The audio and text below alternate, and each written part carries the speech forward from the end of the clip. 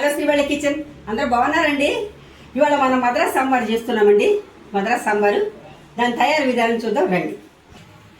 గిన్నె పెట్టుకుందామండి. మూకుడు గిన్నె పెట్టుకుందాము. గిన్నె వేడైపోయింది. ఆయిల్ వేసుకుందామండి. ఇప్పుడు మినపప్పు వేసుకుందామండి. ఇప్పుడు మినపప్పు, ఆవాలు వేసుకున్నామండి. జీలకర్ర, ఎండుమిర్చి వేసుకుందామండి. ఇప్పుడు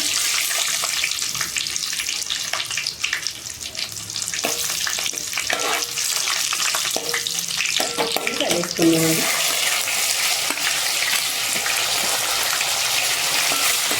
ఒకసారి తీసుకున్నాము కానీ పచ్చిమిర్చి చేద్దామండి. ఇప్పుడు పచ్చిమిర్చి, ఉప్పు వేసుకుందామండి. కల్లుప్పు, పసుపు వేద్దాం. ఇప్పుడు టమాటా వేసుకుందామండి.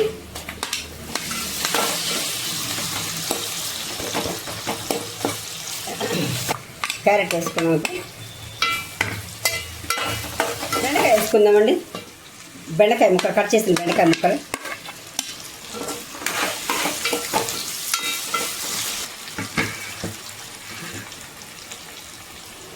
కట్ చేసిన దోసకాయ ముక్కలు,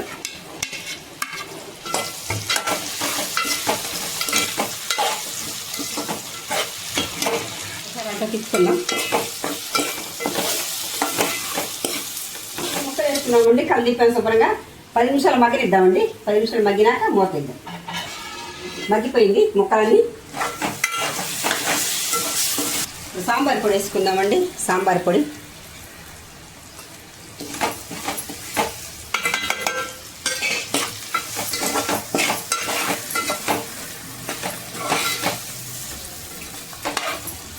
పప్పు ఉడకబెట్టి మెదిపాడు పెట్టుకున్నామండి. పప్పు వేసుకున్నాం. ఇప్పుడు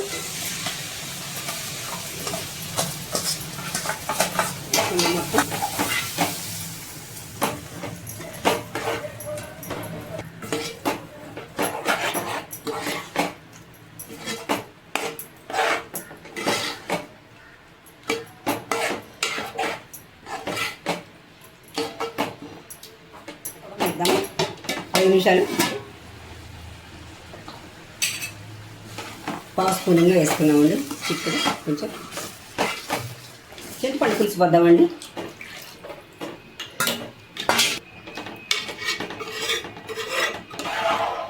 కొత్తిమీర వేసుకుందాం. ఇంకా అయిపోయిందండి. స్టవ్ బంద్ చేద్దాం. ఇంకా మద్రాస్ సాంబార్ తయారైపోయింది.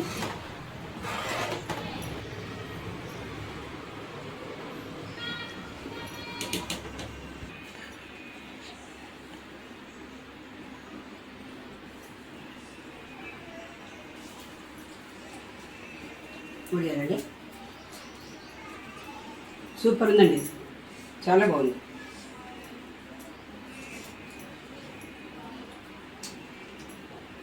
మిరపకాయ అండి,